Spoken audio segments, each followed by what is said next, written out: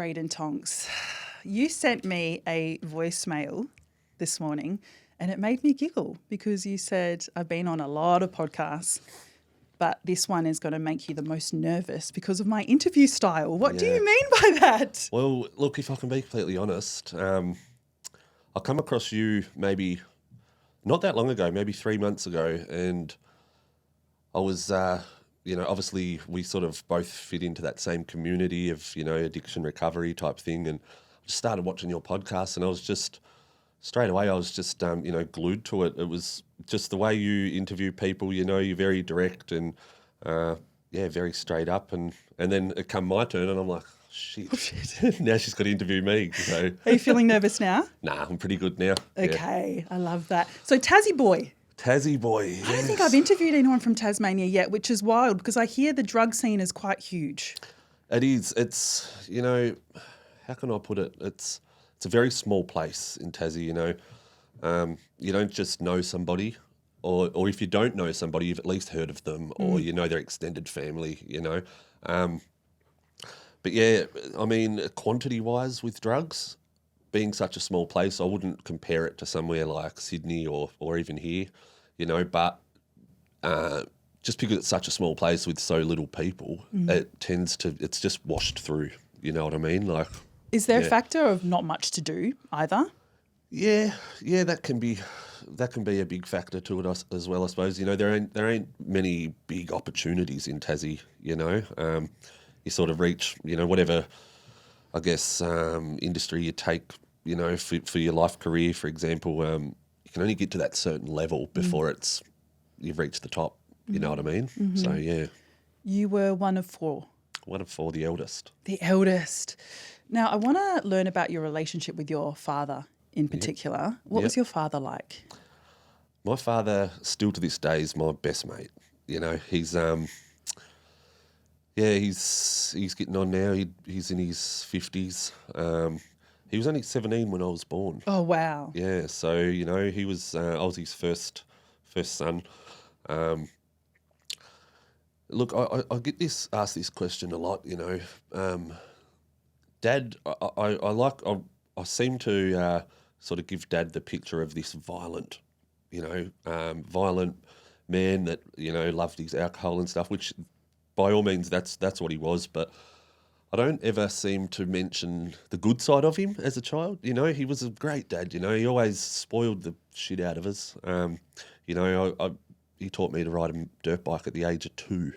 I was riding a little Pee-wee 50 at the age of 2. So always, made sure we were looked after financially, everything like that. But Dad had a very heavy reputation as a violent man, a violent pub fighter. He had a reputation for that guy in the pub that you don't fuck with, pretty much. I remember around the ages of 14, 15, I matured pretty quick. I had a few whiskers at 15, so I was drinking in pubs with Dad at 15, and it ended up sort of just being bled into me, I guess, that the violent nature of, not to be messed with, pretty much, yeah.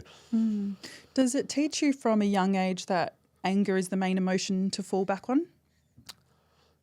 From a young age, yeah, definitely. It's not until I've grown up now in my older years, become a father myself, that I really reflect back on it, and think like, wow, like, why were you like that?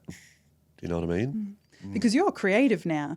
Yeah. So you probably were quite creative as a kid, but you just never got that chance. Is that correct in saying? Yeah, creative in sort of what way do you mean? As in you have your own podcast. Yeah. I see the thumbnails. You are a creative. I don't know if anyone's told you're creative. Yeah. Thank you. So I guess I have always been pretty creative. I started an apprenticeship at 16 years old as a sheet metal worker. A metal fabricator. But yeah, there wasn't really that much opportunity from that young age. Yeah. Sort of that factory worker mindset. Yeah, I'm the same. Grew up in Perth. My brothers fell to trades and I think they're extremely creative. There's no opportunity. There's no chance. You surround yourself with like-minded people. You're sort of only going to become that, unfortunately. Yeah, I that's don't know if they're ever exactly going to watch or listen to this, but yeah, I feel like they had way more potential than what they have. Yeah. You were selling pingers in clubs.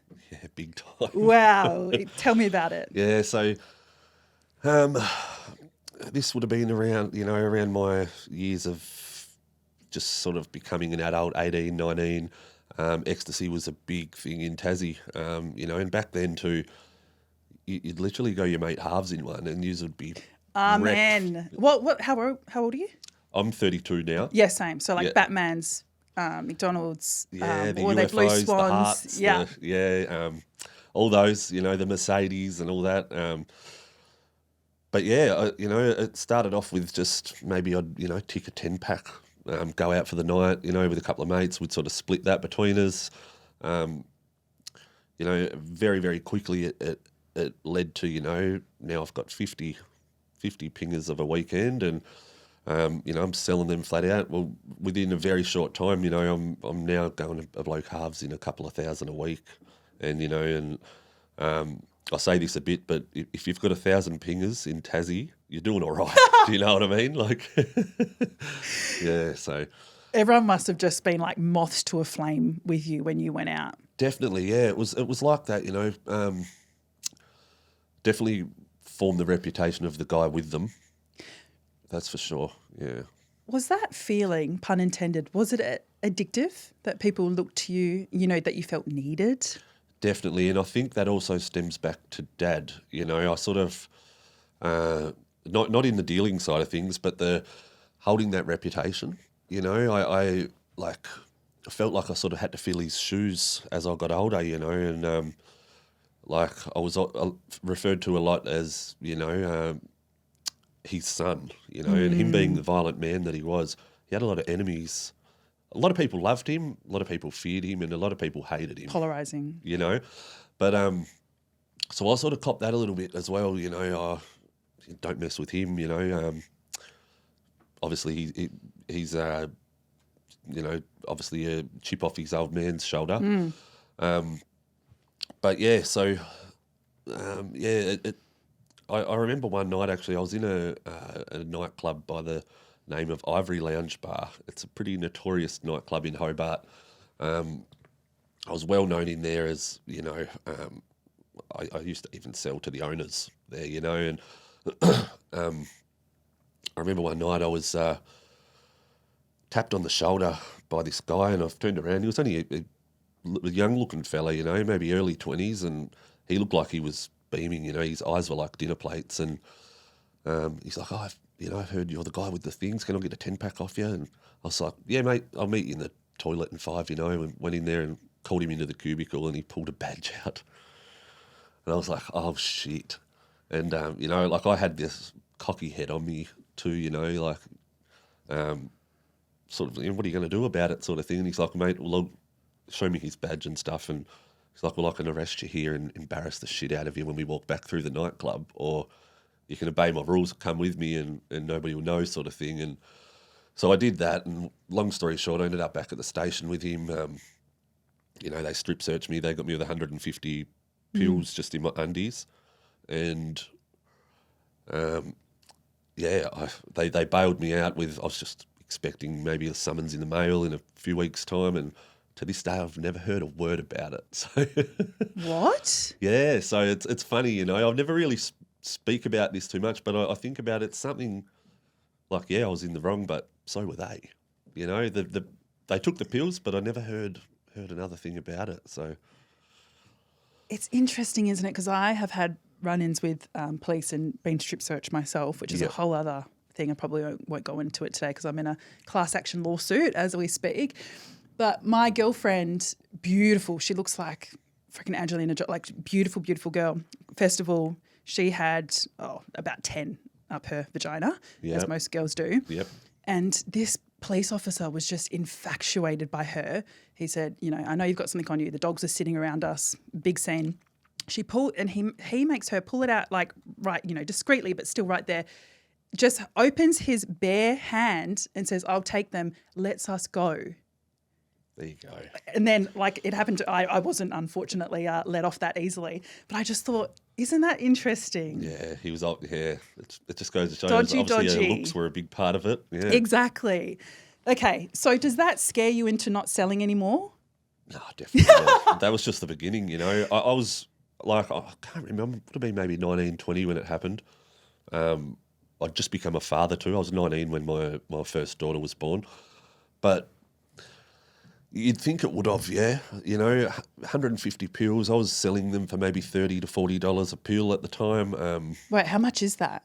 How much are you getting in profit? I can't really remember. I'd never see it in one big lot. Yeah. Do you know what I mean? But I mean, like if 1,000 pills at that time, I was getting them for maybe $6, $7 each. But big profit for a Huge teenager. profit. Huge profit, yeah. Yeah. I have a question. I've always thought this about people who start dealing drugs really young. It would almost feel impossible to go out and get a normal job. From going out to, let's say you get an apprentice or a 9 to 5, you're now getting, I don't know what it was back then, $22 an hour. Why wouldn't you sell drugs if you're not getting caught? Yeah. Was there any of that? Yeah, I guess. I mean, I always stuck to my job though. You know, when I became an apprentice, I was on $10 an hour, first year apprentice, you know, as a metal fabricator, and, you know, I was getting, you know, just shy of $400 a week. I was making $400 in 10 minutes, you know, on the weekends. But I guess I held, you know, when I was taking it back to Dad again, you know, yeah, he was this violent, you know, notorious pub fighter, but he was also a really good father in the way of strict, making sure I was up and at work every day. And, you know, I'd have a big weekend out and come Monday. Nobody wants to go to work on a Monday, you know. Dad would be straight in the room, he'd be undoing the blinds and, you know, pulling the blankets off me, get your ass up, you're going to work, you know. And so I guess, you know, he helped me always hold a job, a stable job like that. But yeah, you know, that's the money that was going into my bank from work was the money that would be paying bills and this and that. But the rest of it was just like the drug money would have been buying toys. You know, I had always dealing cars and I had boats and motorbikes and this and that. You know, as you do when you're in that world. You know, you grow that head. Tell me about being a young father. A young father. Well, it was. I remember I was 18 when she fell pregnant. So I got with her. We went to high school together. We moved. So at the age of 16, I got with her just after we'd left high school, and around that same time too, my youngest sister. She was 4 at the time. 16. Yeah, sorry, she was 4 at the time. Yeah. She was diagnosed with a big abdominal cancerous tumour that grew off her bladder. So I was at that time too. My mum was in prison. You know, my mum had a pretty big hectic addiction for, you know, the best part of 20 years herself. But she was in prison at the time of my little sister getting sick, and they let her out on compassionate grounds. My little sister was flown in a little emergency plane from Hobart to the Royal Children's Hospital in Melbourne, where she ended up spending the next 2 years fighting cancer. They let mum out on compassionate grounds to obviously be with her daughter. I was living with Dad at the time.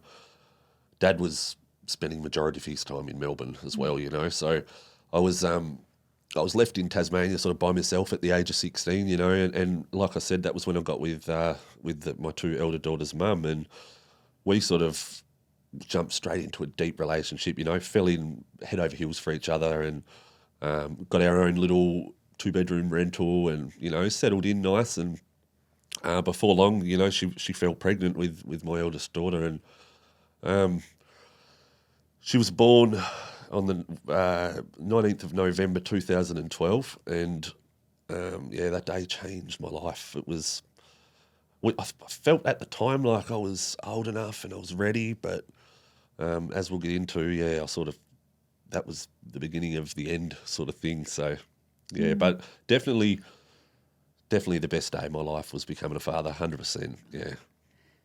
How did you feel when the mother of those children, when she first told you she was pregnant? I mean, you guys are so young. Was there any discussion of perhaps keep being child-free, or was you guys Not going to at have the all. baby? Not at all. It's funny you ask that because I remember, I actually haven't spoken about this before, but I remember she fell pregnant.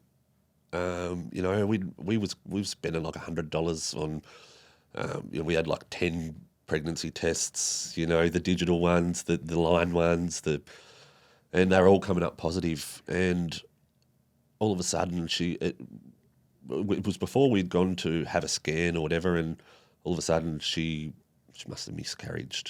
She got a period and whatnot, and so that was sort of like a bit of it wasn't supposed to happen. But I think by memory it would have maybe been 6 months later, bang, she's pregnant again. So we were excited. We followed through with it. I remember at birth, it was really, really scary birth.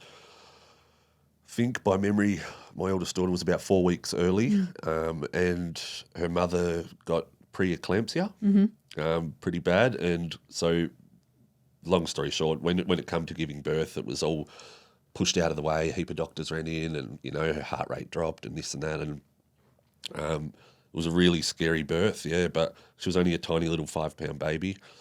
But yeah, the absolute apple of my eye. She's in high school now, and it's like, wow, yeah, and looks identical to me. So the only daughter that does. So Oh my goodness. yeah. I want to ask, I don't want to seem insensitive, but I would love to know, do you think that first miscarriage, you guys thought you were pregnant and you have the miscarriage, did that make you guys go, oh, maybe we do want a baby? To be honest, Julie, I can't really remember. Yeah. I was, we're talking 13 years ago. Like I said, I felt like I was ready at the time. We both did, and we both did all right. But I look back now and I think, or I look at a 19-year-old now and I think, wow, you're too young to be Fetus. Do you know what I mean? Yeah. So, I guess the whole thing of like, being labelled a father was a big thing. Like, but yeah, I can't really remember. Totally fine. So do you start selling other drugs after the pingers? I never stopped. So I always grew weed. It was always, always had that steady income to fall back on. I always had a buyer that would buy it. Never ever huge big crops or anything like that, but just a couple of pound or whatever. But yeah, so sorry, what was the question again, Julia? Sorry. That's okay. So what did you start selling after pingers? You got weed. Yeah. What's kind of the next level? Yeah, so I mean, the pills were always, around, but then the potency started to drop in them a lot. Like I said, I was always selling the weed in the background, but yeah, it was when I was about 23. By this stage we'd had another daughter as well. She was roughly about 12 months old. So I've got a 3-year-old and a 12-month-old. And I remember, I'd been out this night and we'd gone back to a bit of a house party, afterwards, and they're passing around this glass pipe, and I'm like, oh, what's that do? Nobody had ever even heard the warning signs behind what this drug can do, and obviously it was ice. It come to me. I went to have a go, and I remember I made an absolute dickhead of myself in front of this lounge room full of people. I didn't realise you had to melt it and stuff first, and I've just sucked on this thing and sucked all these rocks back into my throat. So it was like, and then everybody's laughing at me, and I think a mate ended up doing it for me, and from that day, that night, early that morning, whatever it was, pretty much the next 10 years are a blur. Really? Yeah. Within 6 months' time, I mean, at this stage too, I'm a qualified tradesman. I'm still working flat out. I'm I'm doing an Arvo shift for a big boat building company. I was a fabricator for this boat building company, and I'm doing an afternoon shift, so I'm starting at 4 p.m. and finishing at midnight, or I'll do overtime. I'll finish at 2 a.m. But it got the ice addiction grabbed me that quick, from this one night of trying it.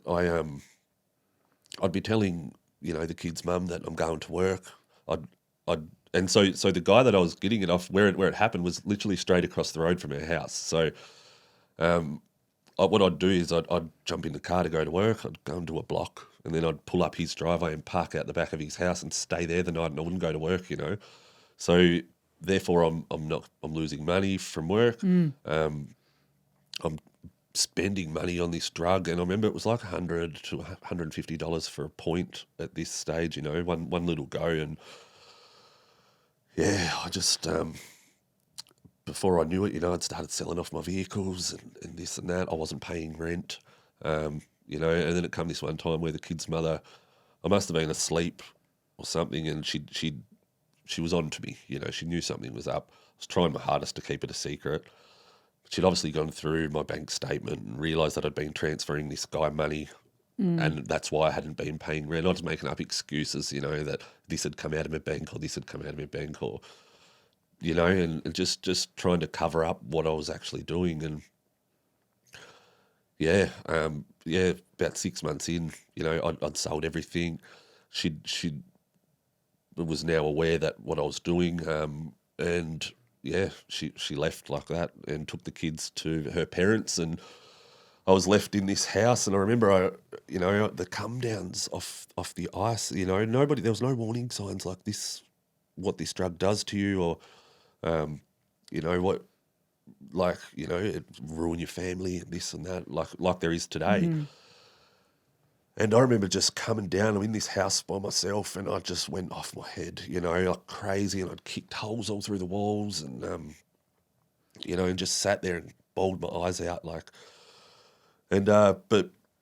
and so obviously she'd left. I'd come to the realisation that things were over. We lost our house. I was literally left with nothing. I think I was driving around an old $500 bomb by this stage, and I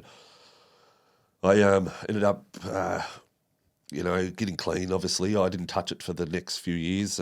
During this few years, I got my own rental, just all by myself. I started having the children, on a regular basis again, on a 50-50 sort of basis. I met another woman that was only short-lived for about 12 months. I remember we had we went and watched a footy game one night and got drunk, and we never used to drink, and clearly because this woman that I was with couldn't handle her drink, and she proved it this one night. She did her nana and threw a car seat through my bedroom window, and the police were called because the children were there. The police ended up putting an order on her, and so that split us up. But and I remember it wasn't long after that where I'm 3 years clean at this stage too, so. It wasn't long after that by this stage, the price had dropped. It was cheap as chips, it was everywhere. And I remember just this one night, it was a guy that was buying weed off me.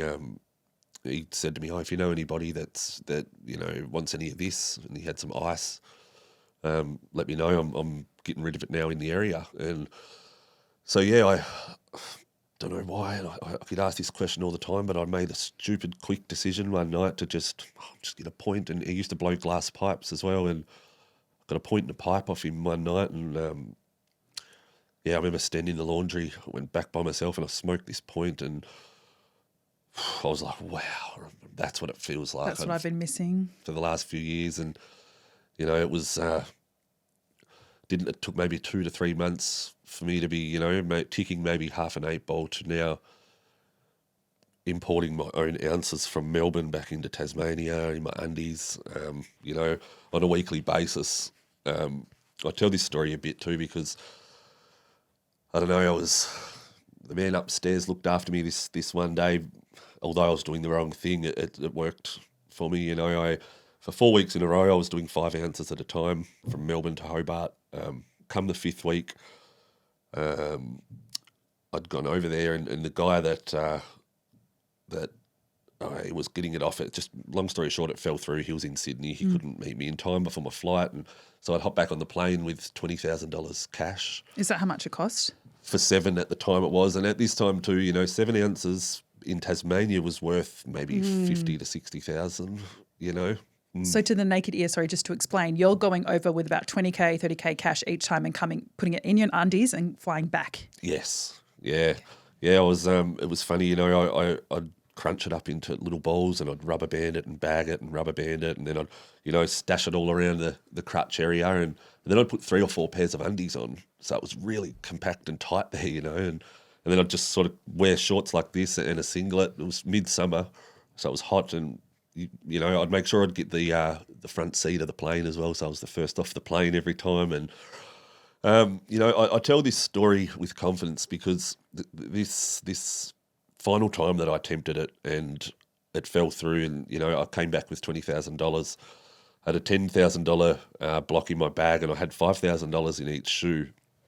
Obviously, you're only allowed to travel with 10K cash, And I've hopped off the plane and walking across the tarmac at Hobart Airport, and I'm looking at this guy. I'm the first off the plane too, and thinking he doesn't look like he works here. He's got no high vis on, no nothing.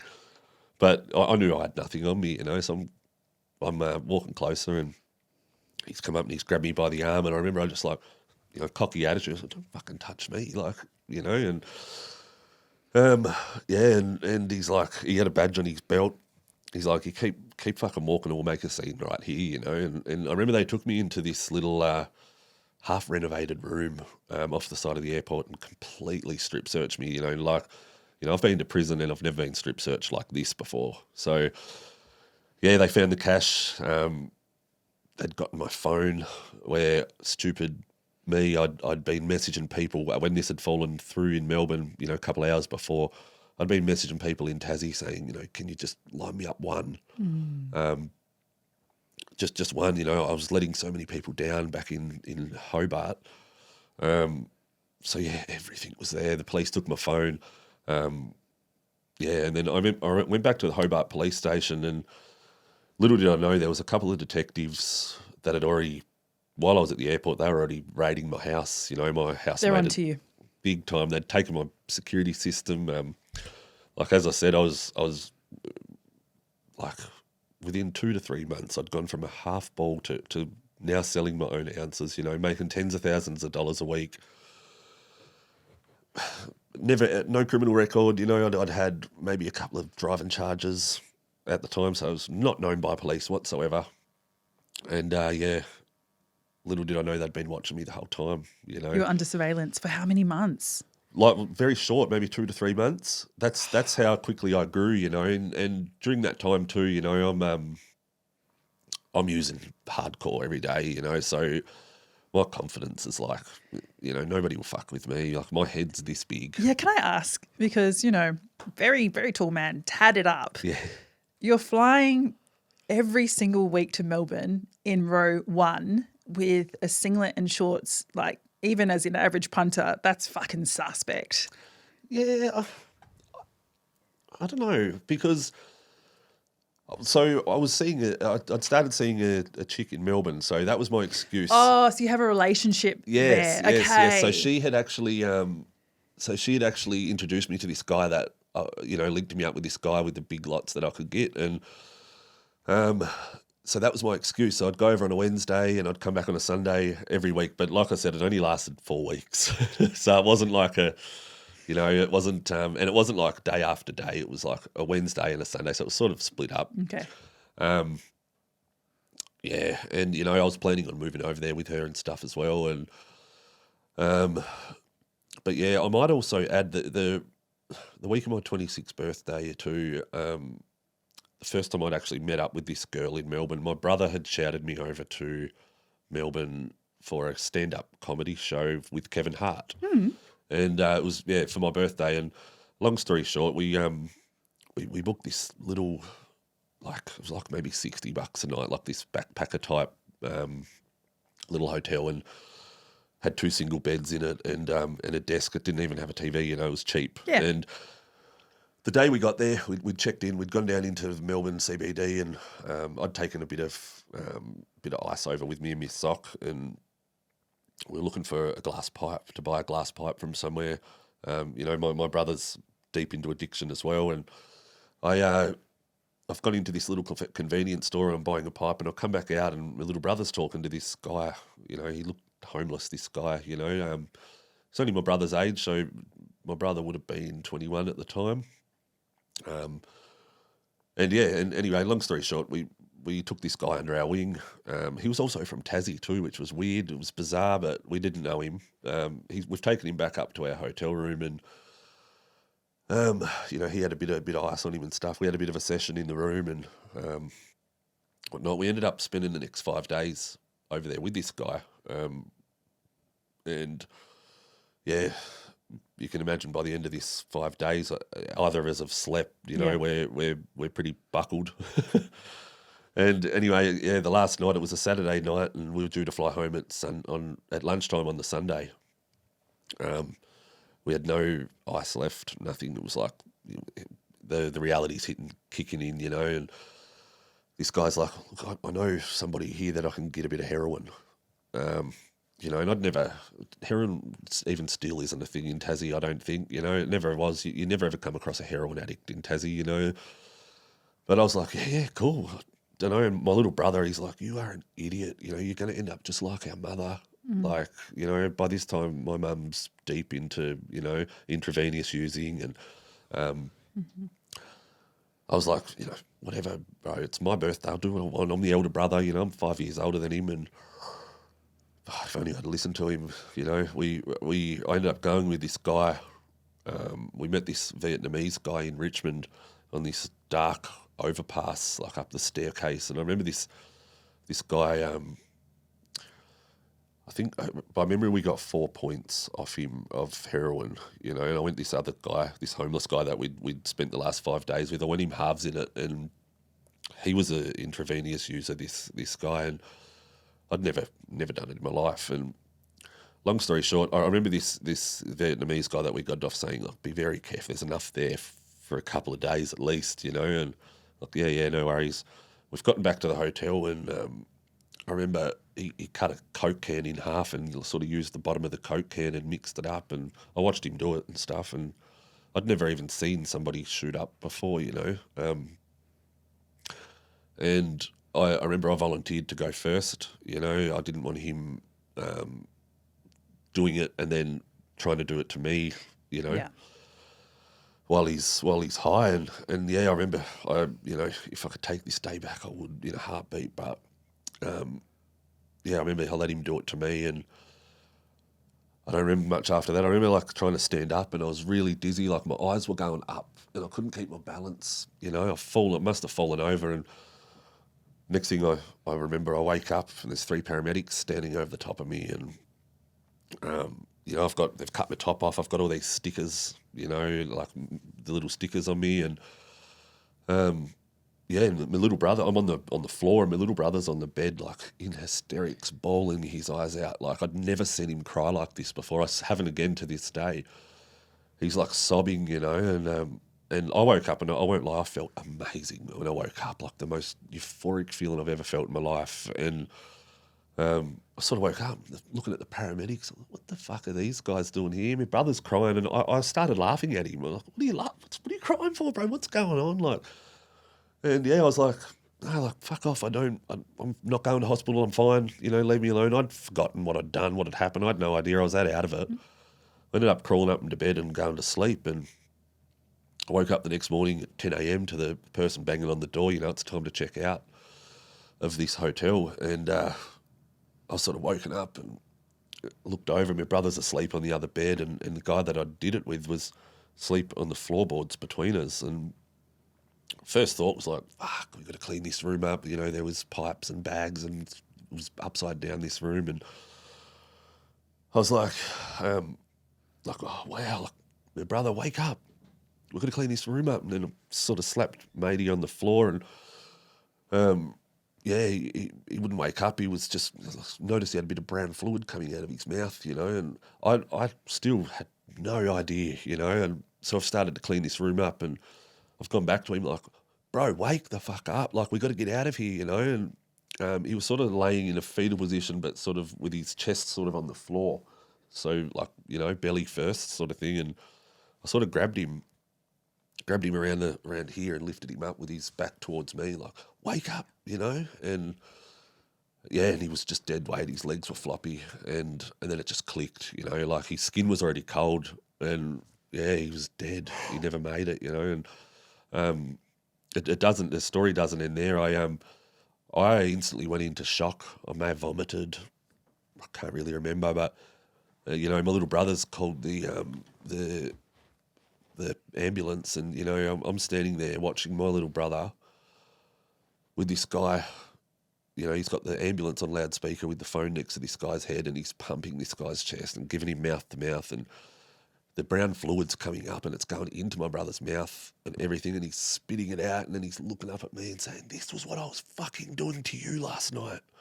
And I was just like, well, I couldn't even speak. I was in the, you know, crazy shock. And yeah, he never made it. So that was my experience with heroin. My heart is racing. There's something that feels incredibly unfair. Experiencing homelessness and dying, you know, you guys had made friends, but essentially dying surrounded by strangers. Yeah. And dying without anyone knowing. Yeah. Oh. Well, funny you say that, you know, like, obviously the police and everything come, and my brother and I both was separated into other rooms and interviewed, you know, gave statements, separate statements, you know, obviously our stories lined up. We just told the truth, you know, and it wasn't until, you know, but afterwards my brother and I, our flight was at lunchtime to go back to Tassie, you know, and I remember on the plane we hardly even spoke, you know, and I remember we made a truce that we wouldn't tell anybody. We wouldn't tell our dad because, one, we didn't want dad knowing that we're over there on the drugs, you know, but two, I've just used heroin of all things and died, and then the bloke I've done it with is dead. So it's like we made this truce, you know, that we wouldn't say anything. We may have told a few mates and stuff. But I remember, so obviously this guy was from Tassie as well. We had mutual friends on social media, and I remember seeing a photo of him pop up on my newsfeed, and this lady had wrote in this big post, and it was his mum. Oh. It was his mum, and you know, she's wrote up this story that you know, her son was found in a gutter and heroin overdose, and it was so far from the truth, this story anyway. And I just had this overwhelming feeling I had to tell her, you know. And so yeah, I sent her a message and I said, look, you know, the least you deserve is to know that, you know, we were the last guys with your son before his death, and you know, the least you deserve is for me to catch up in person and tell you the story, you know. And yeah, and so anyway, she wrote back to me a couple of days later, and she's like, oh my God, look, it's so also new to me, so fresh. Could you write me a letter? Mm-hmm. You're going to make me cry, everyone, Julia. I don't know why that's rocked me. Yeah, it was crazy, you know. And anyway, so yeah, so for the next 12 months, I completely ruined myself. I picked up a needle and started using ice intravenously on a daily basis. It's also trauma there now, you know? Oh, definitely, you know, and I can only imagine the trauma that my little brother still holds, you know, and unfortunately he's still knees deep in addiction, you know. But yeah, anyway, like this woman had messaged me multiple times throughout this 12 months, like, can you tell me what happened to my son? Like, and it ended up getting, can you fucking tell me what happened to my son? You know, and I just couldn't, there's no excuse, but I couldn't find, I was gutless. I couldn't find the strength to be able to tell her that, you know, like I was afraid that she was going to think that, you know, we murdered him, or like, you know, all that was rising, and it was like, yeah, but, you know, it come to this day, and I ended up sitting there. I sat there for maybe 2 hours and wrote up this long message. It probably would have been this long on a phone, and told her everything in detail, and praise the Lord, she, looked at my brother and I as heroes and thanked us and whatnot. But yeah, it just goes to show like how quickly and how easy it is to just go that tiny bit overboard, and you're not here anymore, and he was only 21, this guy. Yeah. And especially, that could have been you. Why wasn't it you, Well, it was me, but I was just, fortunately, I was older and a lot bigger than this guy, and we had the same amount. We split 4 points between us, not knowing what it was even going to do. He'd never tried it either, and yeah, but my little brother said, like, it took about 15 minutes for the ambulance to get there for me, and he said within that 15 minutes, I took maybe 2 or 3 big, deep breaths while he was trying to resuscitate me, and then I'd just stop breathing again, and like, I think, far out, I've never, I've had to revive people before, like, but not a close family member. Me and my brother, he's my only brother. I'm his only brother, excuse me, and we're like that, we were anyway, but yeah, he definitely would hold a lot of trauma still from that. You just said something interesting then, and he said, praise God or thank God or something. Now, throughout this whole huge life, and we haven't even gotten to the end of it yet, but it feels like you've been saved multiple times. Did you believe in God, Buddha, Allah, Creator? Never ever. I was raised in a family so opposite to that. But it wasn't until, it's a funny story actually, and a lot of people criticise me a bit for this, but it was 10 days before I went to prison. I had a DMT trip. Wait, 10 days before from I'm going to assume the Tasmania smuggling drugs thing? No. So there's a big story in between that. Okay. So long story short, I came back from Melbourne for court for that. I'd already moved to Melbourne by this stage. I came back to court. First offence, they didn't get any drugs. Tell a lie, sorry. They raided my house and they got me with about a pound of weed, like off trimmings where I'd pulled a crop, the stem and the leaf and stuff. And they found dribs and drabs of drugs throughout my house and whatnot. But they just got me with a bunch of, it wasn't trafficking because there was no drugs. It was just selling charges and there was a few others. So, yeah, I ended up getting slapped with 12-month suspended sentence with a 2-year good behaviour. So over that 2 years is where I really fucked up. I got tied up with a motorcycle club and, and just accumulated so many, just small little charges, possession here. Or I ended up accumulating I think 12 lick sticks, drug tests, roadside drug tests, a couple of drink drivings throughout this 2-year good behaviour, and then I ended up shacking up with, so after the whole bike club scene, I ended up really hitting rock bottom, like completely homeless, my mum's in jail, dad's so anti-drug, I'm just a junkie in his eyes, and didn't want anything to do with me until I attempted to clean myself up, and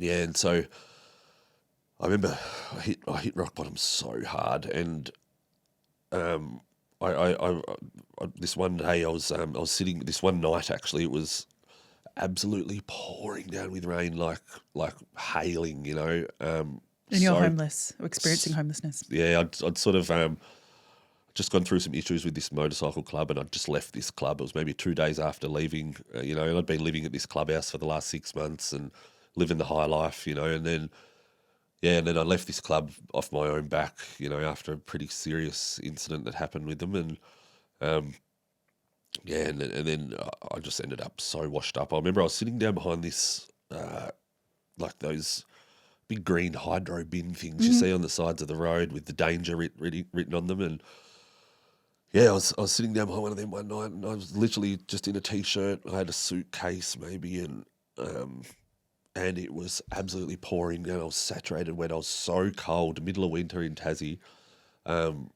how I didn't get hypothermia, I don't know, but yeah, and I remember just, I remember looking up and saying, God, if you are real, like, help me, or if not, kill me, because I don't want to be here. I was so done, but I was so petrified of committing suicide as well. It was, could never ever do that.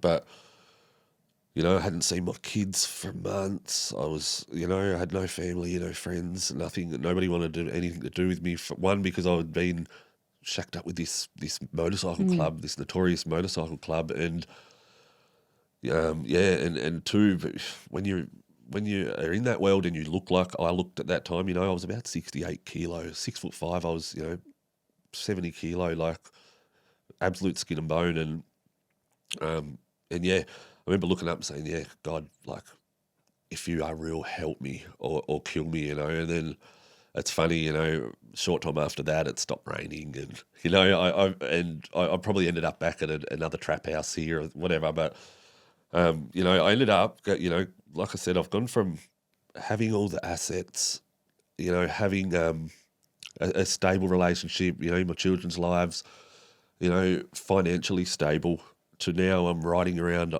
with nothing but a hectic addiction on a stolen mountain bike. It's like from one end of the scale to the absolute bottom of it. Like, it's amazing, but yeah, and so I ended up shacking up with this chick. She'd just gotten out of prison for armed robbery. So you can sort of picture the world I'm living in there. Picture sort of what this chick was like. And this chick was violent too. She'd punch the shit out of most blokes, one of those sort of women. But she'd just gotten out of jail for armed robbery, and the system had helped her get a house and whatnot, and they got her this house in this rough suburb on the eastern shore of Hobart, a suburb by the name of Rokeby. It's a pretty notorious suburb in Tassie, and long story short, we'd shacked up together, and we were both using together, and we were both intravenous using too, and I've moved in with her, and we'd verbally argue so bad, especially when we were coming down, and the police would be called. We're in this complex of like townhouses that were the bottom level, and housing commission, and and it come to the police come. Ended up being an order served on me. I wasn't allowed to within like a radius of the property, and I'd breach that. We'd have another argument the week later or whatever. I'd get locked up for the night. I'd get out, nowhere to go. I'd go back. We'd be fine for a week, and then it'd happen again. I ended up breaching that order 9 times, and I'm still in this 2-year good behaviour. Good behaviour. I was just thinking that.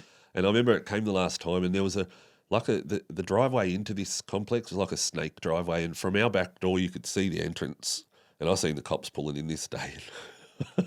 I'm telling you now, I shit myself. I ran straight out the back. I jumped up over the back fence into the neighbour's backyard.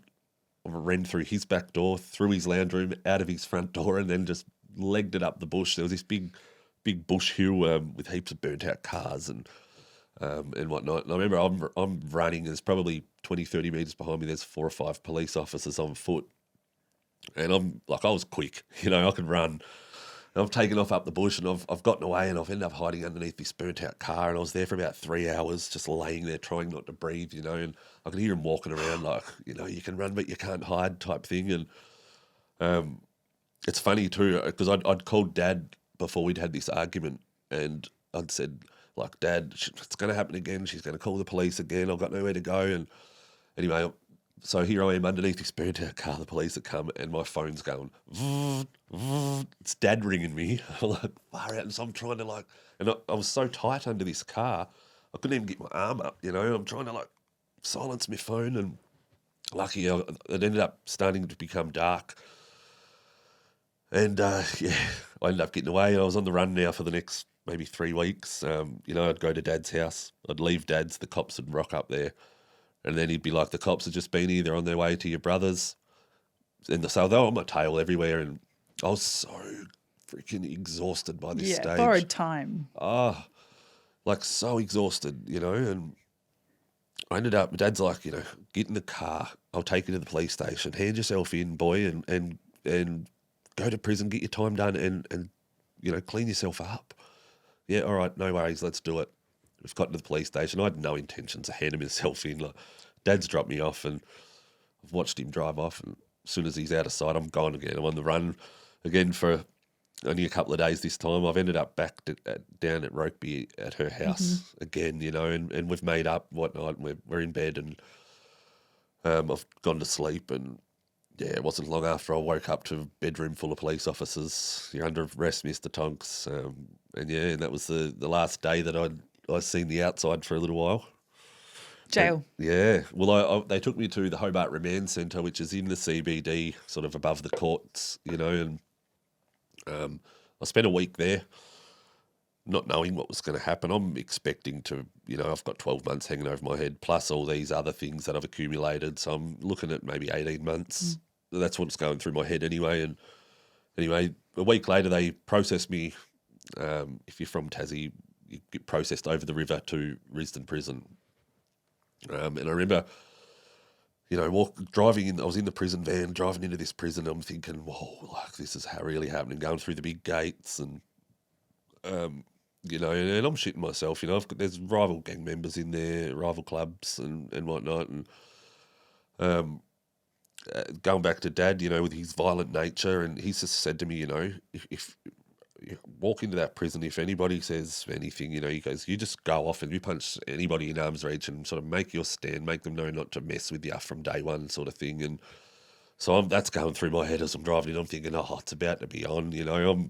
I'm all of 75 kilo probably at this time, and thinking, oh well, I've done it to myself, And anyway, I hop off the van, I'll go through the reception. They give me all your blankets and whatnot, and they're walking me up to my cell, and I'm waiting, I'm looking over my shoulder, I'm waiting, and next thing, Tonksy, everybody knew me. It was like, oh, this ain't bad. Like, I'm now living a better life in prison than I was before I went to prison, went to jail, Like, so, yeah, and so I'm I mean, I'm not proud of it, but I've become one of the guys in there that, got hold of a bit of a currency, the bupe strips and this and that, which I wasn't really using it.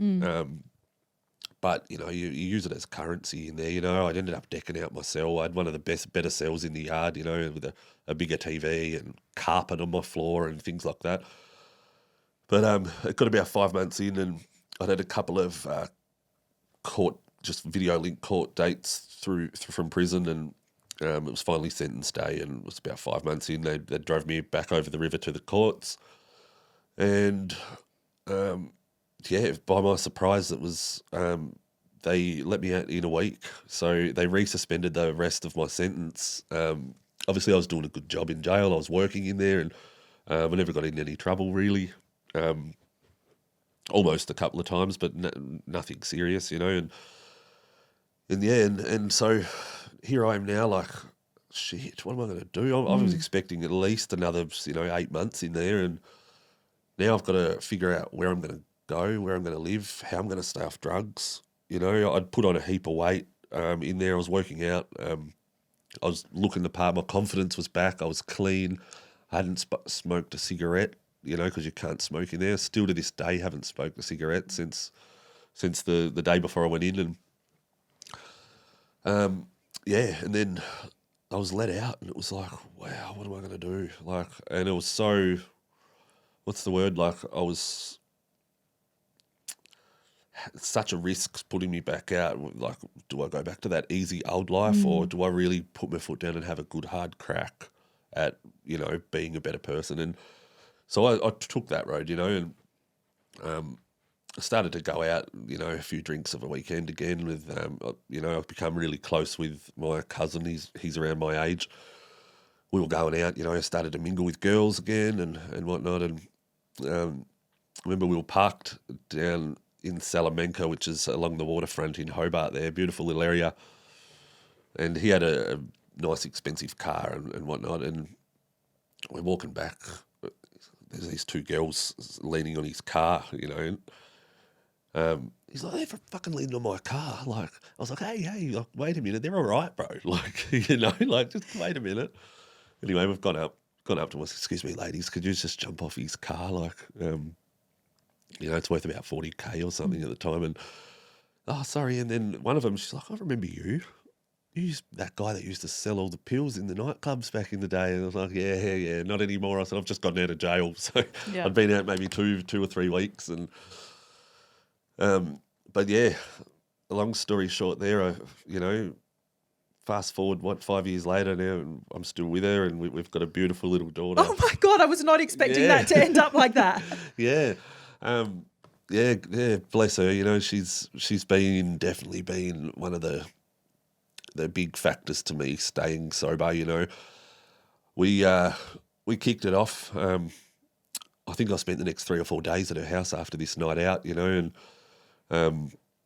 we were both, using a little bit of coke here and there. Never fell into another addiction, but I was so in jail. So like going back to the God thing, I'd tried DMT 10 days before I went to prison while I was on the run and while the police were chasing me from house to house sort of thing. And I'm not sure if you're familiar with DMT. Yes, I am. Yeah. I've never done it, but I know. But you can explain, yeah. Wow, I can't explain Yeah. it. I'm sure anybody watching will say that's done it will say the same. It was the biggest spiritual awakening I've ever had in my life. That first time I did it, I come out of it feeling like I was the most knowledgeable, smartest person. I just understood everything, and I think that's what made my jail experience enjoyable, I guess. Not enjoyable, it was a horrible place to live, but it made it easy.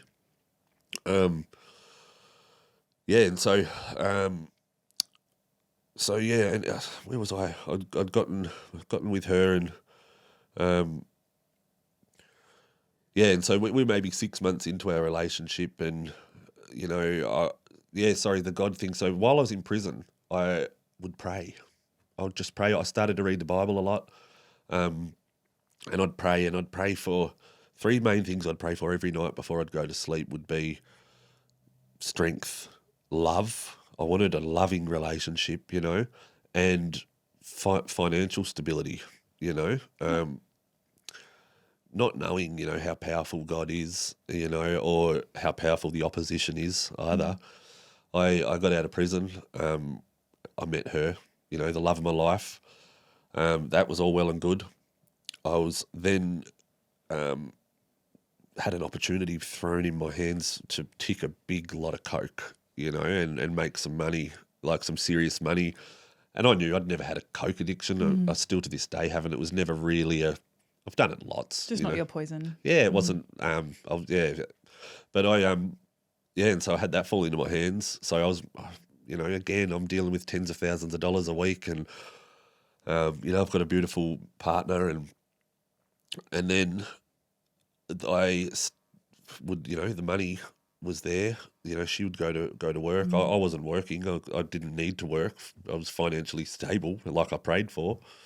But she'd go to work, and I ended up relapsing again on the ice, and just maybe once or twice a week sometimes. And I'd do it very early in the morning, so then I'd hopefully get to sleep by midnight or 2 a.m. that night, and she wouldn't know. And it didn't last long before I spiraled out of control again, nowhere near as bad, but, it was, she'd never even seen ice before, she's got a government job and drove a nice car, and it was so far, we were so different, just from completely different worlds, and she, this one day she'd had enough, and she packed up and flew to Darwin within the 24-hour period of letting me know, sort of thing. And it was her way of I can't do this. I can't be around a meth addict. Yeah. And I'm not standing for this. Yeah. Yep. And I feel like that is where the whole praying for strength thing come into it, So she left. She went to Darwin. She's got, all her father's side of the family lives up there. So she had family up there. She'd transferred from her job to up there. And I won't lie, for the first maybe 2 or 3 weeks, I went so hard. I was just like, I've done it all. I've just lost the love of my life, and I went hard. And then I got to the point, 3 weeks in, I'd got no money. I've got a huge big drug debt. And I rang my mum. And by this stage, mum was a year sober after 20 long years, you know, and she'd moved here to the Gold Coast with her partner and started fresh. And I rang mum and I cried to her. I said, Mum, I can't do this anymore, you know, I've lost my partner. You know, and we'd been up here once on a holiday to see mum, so she'd met my partner already and stuff. And she's like, mate, get your ass on a plane, get up here. She goes, stuff everybody else. You know, nobody's your real friend. Right.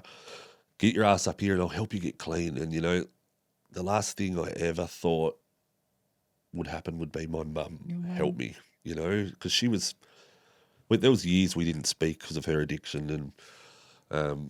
And you know, and she got bad. She was down there with the worst of the worst, you know, and I think she ended up doing maybe 9 or 10 laggings in jail, you know. And it's pretty hectic for a woman.